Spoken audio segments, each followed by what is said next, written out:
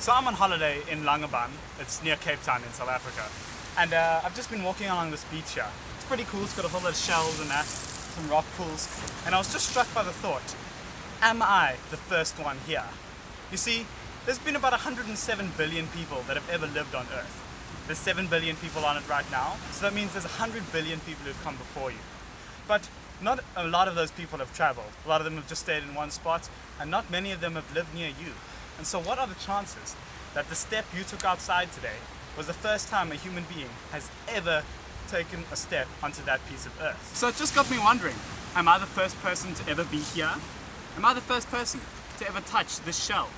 This shell's probably been around for what, a couple of years, and it's probably just chilled here until a human being, me, came along, touched it, and then carelessly threw it aside. Now, what are the chances of all these rocks being touched for the first time by a human in the past couple of seconds? It makes you feel kind of powerful. And it just really got me thinking, where are you the first person to ever do something? The first person to ever go somewhere? Am I the first person here? The first person here? Here? Here? I wonder if I'm the first person by this rock pool. Am I the first here? Here? Here? Here? Here? And how about here? And so it kind of just got me thinking about how humans are the top of the food chain in the world, and how we're so small in like the grand scheme of things, but we have such a big impact on everything around us. Like, say, this sea snail here. He's probably never even been touched by a human. And I just had the power to pull him out of this water and do with him what I want. I'm gonna put him back. Look at all these snails. Look at this starfish. And while I was marveling at the complexity of human life and indeed the whole world around us, it reminded me of that quote by the Russian novelist Vladimir Nabokov, that the breaking of a wave cannot explain the whole ocean. And I think that's quite apt, sitting here by the seaside.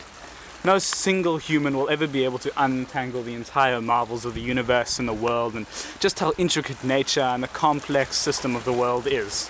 But we can be here and we can enjoy it and attempt to understand parts of it. And there's value in that.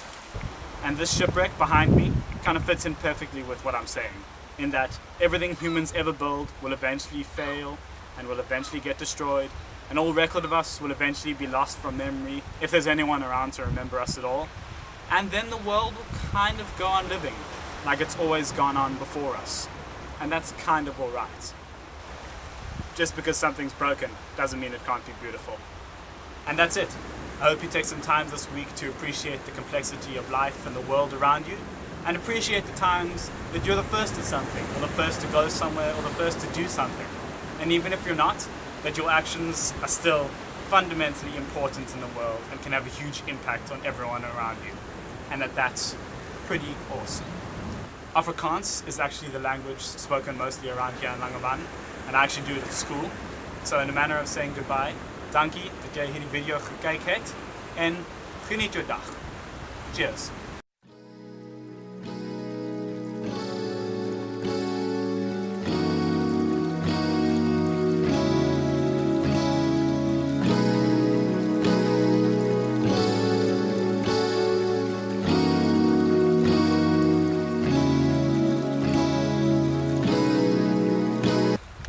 I feel like a rabbit on these rocks.